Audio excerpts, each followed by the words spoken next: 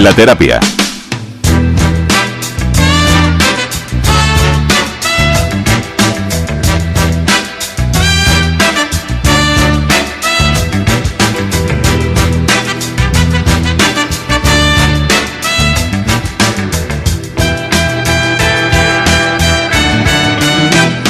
Continuamos con todos ustedes en el Canto del Grillo, trayendo a colación hasta ahora, a las 4:26, una hora menos en Canarias, un asunto que dice muy poco a favor de nuestra sociedad: la violencia de género. 9 mujeres han muerto en lo que llevamos de año a manos de sus parejas o exparejas, una cifra inferior a la de otros años, pero que sigue llamando a nuestras conciencias para que tratemos de poner freno a este drama. En el Canto del Grillo estamos muy sensibilizados con este asunto y por eso lo vamos a abordar hoy de nuevo. Ya lo hicimos la semana pasada con la jueza María Tardón y ahora queremos volver a tocarlo, en este caso dentro de la sección de la terapia, con nuestro psicólogo Sergio García. Hola Sergio, ¿qué tal? Muy buenas noches. Hola, buenas noches. Bienvenido, Sergio. Muchas gracias. Vamos a empezar, si te parece, delimitando conceptos y demás. Insisto, ya hace unos días hablábamos con la jueza María Tardón, sobre esos diferentes tipos de violencia, pero bueno, vamos a incidir e insistir sobre este asunto. Diferencias, Sergio, entre violencia de género, violencia doméstica, violencia familiar, intrafamiliar, machista. Bueno, pues todos estos nombres han dado lugar a lo largo de las últimas décadas a hablar sobre la violencia entre hombres y mujeres. Cuando se habla sobre violencia machista se pone el acento en que vivimos en un patriarcado. Cuando se habla sobre violencia intrafamiliar, en que es entre miembros de una misma familia. Doméstica, bueno, pues que sean familia o no, viven en el mismo domo, en el mismo hogar. ¿Qué sucede? Que la violencia de género pues es multicausal, entonces tiene múltiples factores y podemos pensar también que dentro de ese nombre se esconde pues una violencia entre personas que han vinculado anteriormente y que se piensan propiedad el uno del otro y por lo tanto pueden acometer una violencia de una manera gratuita y en ocasiones pues muy brutal. Uh-huh. ¿Y el maltrato psicológico qué es y qué formas tiene? Mira, el maltrato psicológico habitualmente va acompañado con la violencia física y es muy amplio porque va desde vejaciones, va desde menosprecios, a tener controlada la economía de tu pareja, tener controlada sus redes sociales, su Facebook, o que no te guste su forma de salir a la calle según va vestida. Entonces son cosas sutiles, frases, pero que poco a poco van minando la autoestima de la persona que tienes al lado. ¿Y este tipo de maltrato es siempre previo al otro maltrato, al maltrato físico? No tiene por qué. Lo que pasa es que siempre que hacemos un análisis cuando ha habido un maltrato físico, pues averiguamos que ha habido un maltrato psicológico. En ocasiones lo que sucede es que cuando comienza el maltrato psicológico se pone fin y aparecen las señales de alarma en la pareja, o bien para acabar con la pareja y generar otro tipo de relaciones más saludables, o bien para sentarse y decir: no se puede permitir que haya sucedido esto, que se hayan dicho estas palabras, estos insultos, y por lo tanto vamos a ponerle fin y límite desde el minuto 1. Desde el punto de vista social, a veces pareciera, yo no sé si estás de acuerdo o no con esta afirmación, pero parece como que se justifica a lo mejor de manera subterránea este tipo de violencia. Yo no sé si falta sensibilización social todavía. Pues mira, es como si en la sociedad se diesen dos corrientes. Por una parte, lo políticamente correcto y lo que decimos cara a la galería o cuando estamos con nuestros amigos o en los medios de comunicación, y después como si estuviesen sucediendo otra serie de cosas de las que nadie habla, pero que todo el mundo escucha. Y sí, se da justificación, se dice: pues algo habrá hecho, ¿no? O se intenta un poco aminorar el maltrato, o se intenta pensar que se va a poder salir adelante cuando han sido situaciones de muchísima gravedad. En ocasiones las familias, en vez de ponerse a favor de la víctima, intentan una reconciliación cuando se sabe que en ese momento ya hay una víctima, hay un verdugo y que las cosas no van bien. Entonces muchas veces se juega como un pensamiento conservador nuestro, de decir hay que mantener la pareja pese a todo, y nos estamos dando cuenta de que esa familia está tocada por la violencia y se necesita un cambio radical y una intervención profesional. Es curioso entonces, o sea, que una cosa es la apariencia, ¿no? Lo que vemos a lo mejor, evidentemente mucha gente lo manifiesta, no la mayoría, pero sí que es cierto que a lo mejor inconscientemente o cuando ya esto afecta a nuestro ámbito interno, a lo mejor respondemos de una manera diferente. Una cosa es cuando nos ponen el ejercicio teórico delante o nos ponen la televisión o nos ponen el caso y entonces uno sabe perfectamente lo que habría que hacer y cuál es el pensamiento pues más coherente para decir, y después otra cosa es cuando te toca a ti personalmente cómo lo resuelves. También es cierto que la vida es esto, es decir, que uno se puede pensar de una manera, pero después es cuando te toca a ti en directo y en persona cómo uno resuelve. Ahí se ve realmente cuál es tu ideología y tu forma de pensar.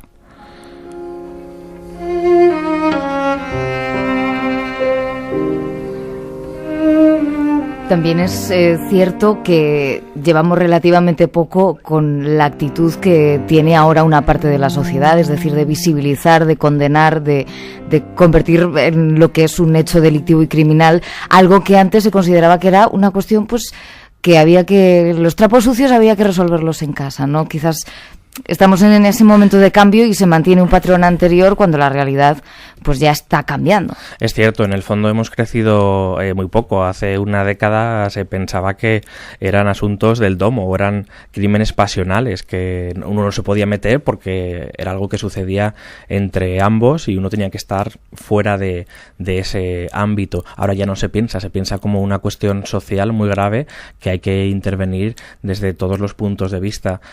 Por lo tanto, sí, es verdad que hace muy poco que hemos cambiado ese chip y aunque nos puede parecer mucho a los que trabajamos en este sector, en el fondo, si hacemos un análisis de los últimos 50 años, es minúsculo el cambio social y en medios que se ha venido produciendo. 900-137-137, ya lo saben todos ustedes, si desean intervenir, si desean participar, opinar o manifestar alguna opinión, alguna idea sobre este asunto de la violencia de género, pueden hacerlo a través del 900-137-137 aquí en la sección de la terapia con Sergio García. ¿Qué papel jugamos los medios de comunicación a la hora de dar informaciones con fiabilidad y fuera de estereotipos?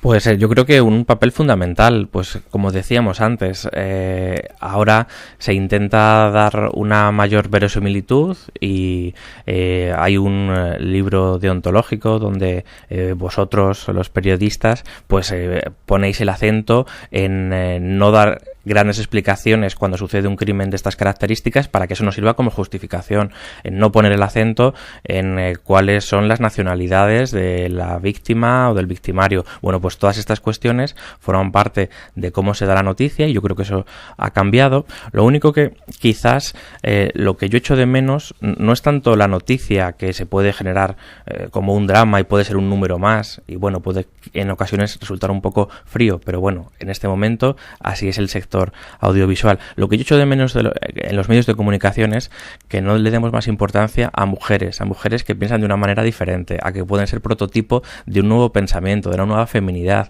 de una nueva forma de resolver. Es decir, en ocasiones es como que a las cuestiones malas le añadimos más negatividad y falta poner un poco sobre la mesa otro tipo de ejemplos. Quizás no en estas horas y en Radio Nacional, donde tenéis un espacio muy bonito y muy cultural, pero sí que en el día a día nos faltan más mujeres empoderadas y que nos den otra imagen diferente de lo que es la relación de pareja y la relación hombre-mujer.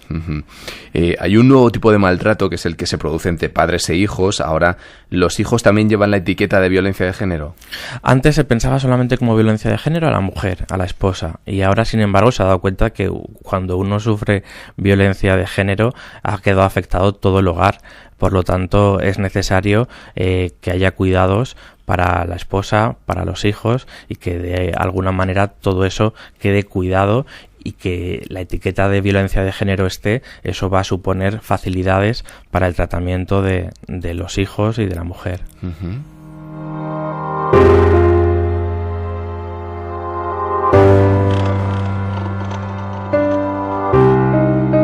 900-137-137, 900-137-137, llámenos, participen, interactúen y cuéntenos su opinión sobre este asunto que estamos abordando, sobre la violencia de género. Nos importan sus testimonios. De esto también se habla con frecuencia, Sergio, sobre los niños que han sufrido este maltrato, sobre su comportamiento futuro. En ocasiones se dice que a lo mejor pues pueden repetir esas conductas con sus parejas en el futuro. Sí, se pensaba de esta manera. ¿Por qué? Porque cuando uno ha mamado la violencia, después tiende a pensar que eso es su realidad y que eso es su cotidianidad, y por lo tanto va a repetir esos patrones de amor o esos patrones de violencia, porque es lo que ha asumido en su infancia, en su juventud. Entonces, después de los análisis que se hicieron estadísticos, se vio que no sucedía de una manera causa-efecto, es decir, que no todo el mundo que sufría violencia después la repetía, porque fijaos la gravedad de lo mismo. Después de que uno ha tenido que presenciar este tipo de actitudes y de comportamientos, que después uno se haga agresor. Sucedía que solamente era en el 33%, y bueno, digo solamente, aunque en el fondo es mucho. El resto no reproducía esa violencia, y lo hacía porque había una reflexión de un compromiso con el mundo. Esto no me va a volver a suceder a mí, y aunque esto es lo que he visto entre mis padres, eso no es lo que quiero para mi vida y esa no es la forma de amar. Pero tenía que haber siempre una reflexión posterior para poder salirse de aquello que habían adquirido como si fuese los patrones de comportamiento normales.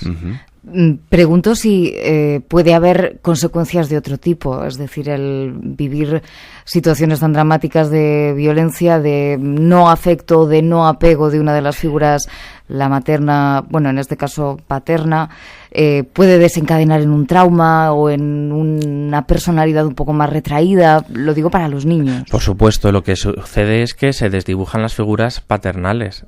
Por lo tanto, yo no quedo vinculado a mi padre, sino que le veo como un agresor. Ya no está ese hueco o esa figura representativa para mí, y por lo tanto, cuando yo soy niño, las figuras más necesarias son mi padre y mi madre, y depende de cómo yo las piense, así voy a tener una vida o voy a tener otra. Luego, cuando después, posteriormente, hay problemas, inhibiciones en las relaciones sociales o hay dificultades laborales, va a tener que ver con que esas figuras pues no se generaron. También es cierto que el apego se puede producir hacia muchas otras personas. Hay veces que el padre no hace esa función y sin embargo está el abuelo. Sin embargo, hay otras personas que son importantes para mi madre y me han dado pues un tipo de masculinidad, un tipo de imagen que a mí me ha servido para forjar mi personalidad. Entonces tenemos que ver en cada persona cómo ha tenido que sustituir esa carencia de no tener un padre que hiciese las veces y las funciones correspondientes. La opinión de los oyentes nos importa. Vamos ya a Lugo con Fernando. Hola Fernando, ¿qué tal? Buenas noches. Hola, buenas noches. Vamos a ver, yo quería saber si lo que es la alienación parental también puede considerarse como violencia.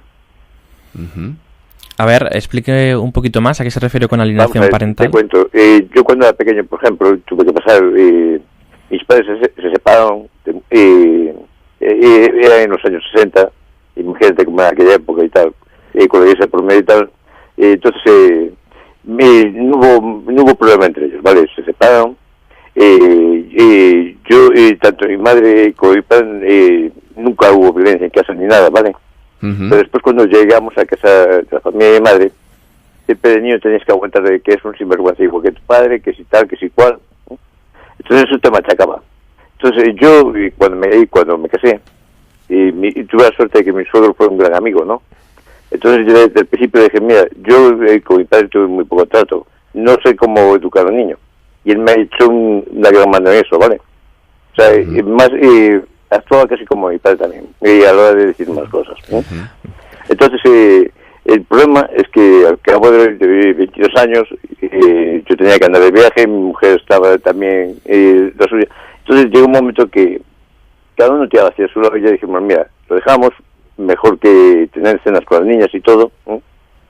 Entonces, nos divorciamos, pero bien, todo tranquilo. Yo jamás le hablé mal a mis hijas de la madre, ni la madre les habló mal de mí tampoco. Ya. Pero sin embargo se metía a la familia de Mies a machacar con las niñas y a meterse en contra mía, ¿no?